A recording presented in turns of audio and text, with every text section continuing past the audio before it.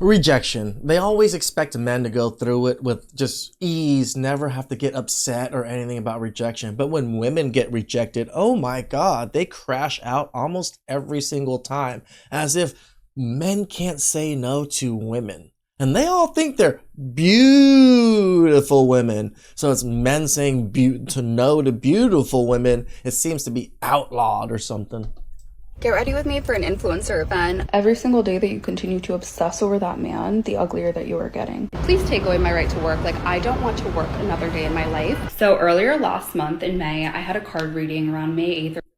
Okay, so she believes in card readings.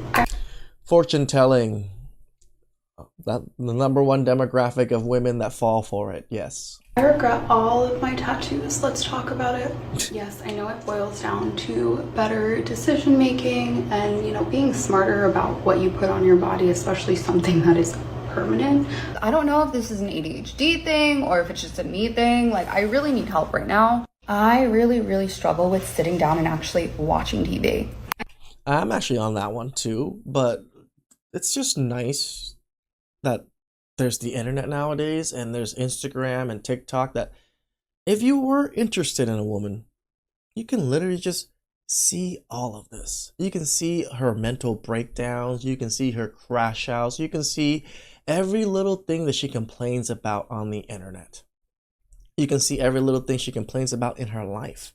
You can see how miserable she is by just literally watching her videos. You don't have to actually get to know this person. You don't actually have to really conversate much with this person. But that's if you vet. Again, this is why you should be vetting people's social medias, because you can see all of this before you even go out on dates with people like this. Ma'am, that's not ADHD. That's you just having a lack of focus because you're on TikTok all the time. That could be possible with me too.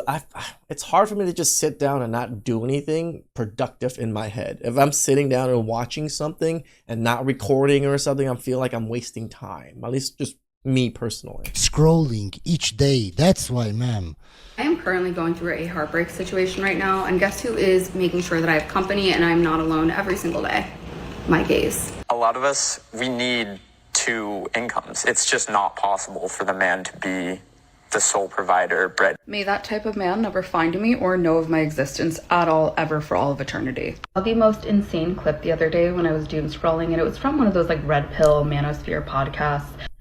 Hope it's me. So essentially these two men who looked like Okay, it's not. they had not showered in weeks were sitting with podcast mics talking about an incident where one of these guys met a girl at the bar, and she was really cool and sounded very educated, and they had an amazing conversation. She seemed like a really beautiful, well-rounded, It doesn't sound like he said all that, but you interjected all of that, I'm sure. educated girl.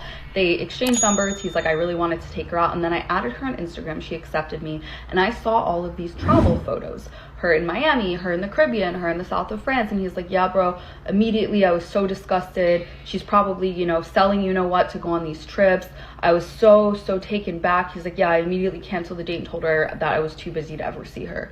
And they're hyping each other up. And then I looked at the comment section, and all of these men were like, yeah, I had a similar experience. I met a girl on a dating app, and she seemed super cool. And then I added her on. I think she's just mad about it because that's probably what men are doing with hers. Right? Just going to her Instagram and seeing all of this, and like, yeah, I'm good. Instagram, and I was so disgusted that I unfollowed her and never spoke to her again. They were saying that the biggest red flag in dating is women who have travel photos on Instagram. True. It's true. So let me I wouldn't say the biggest, but it's definitely one of them. get this straight. Let me reel this back in for a second. Men want a woman who is well educated, well rounded, has a good head on her shoulders, has a career. No, ma'am. No man cares about that. We don't care about your careers. And I mean, I care about the good head on her shoulders. yes, having lots of travel photos is a very big red flag, ma'am. Why? Because we all know that guys like to fly women to certain cities like Miami.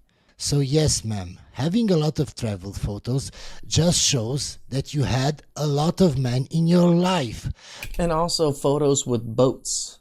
Most likely you did not pay for the boat. It's not your boat, but some guy owns the boat. But you're on it.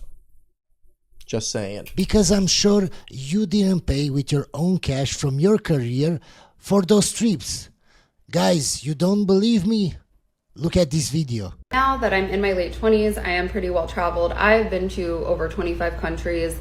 I wouldn't want to date a man who couldn't do things that I could already do for myself.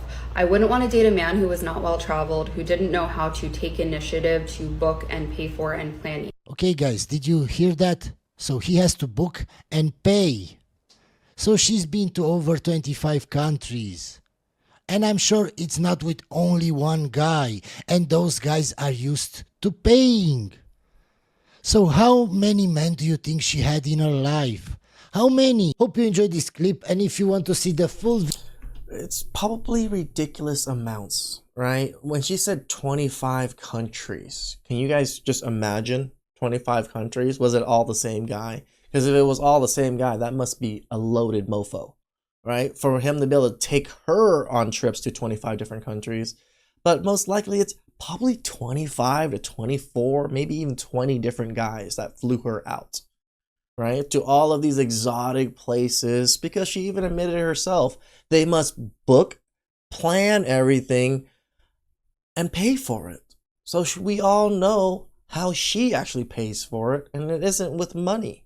Yeah, it's with her body and various acts on the boat itself or on the trips themselves or even beforehand. We never really know if these women actually give it up or not, but being flown out itself is literally almost prostitution. Most of these women are literally telling you that they were prostitutes just to get experiences outside in other countries. This is so apparent nowadays that women are coming out online telling on themselves how well traveled they are. Oh, I've been on this boat. I've been on these things. They're so boastful and proud of these things, and they don't realize what these things actually signify and what they signal to men. No, you've been ran through. You're kind of a gold digger, and you're okay with selling your body for experiences and money. Why would a man that wants to take a woman serious, wants to actually marry someone, date anyone that entertains this type of action, right? Why would I want to date someone that is willing to give up their body for money? Why would I date anybody that's willing to give up their body for experiences, right? Experiences and money are not that far off from each other in a sense, because you usually have to spend money to get experiences. At least a lot of these experiences that these women are looking for, right? They're looking for the over-the-top fireworks in, Eiffel Tower type stuff. And of course, it's money. It's always money.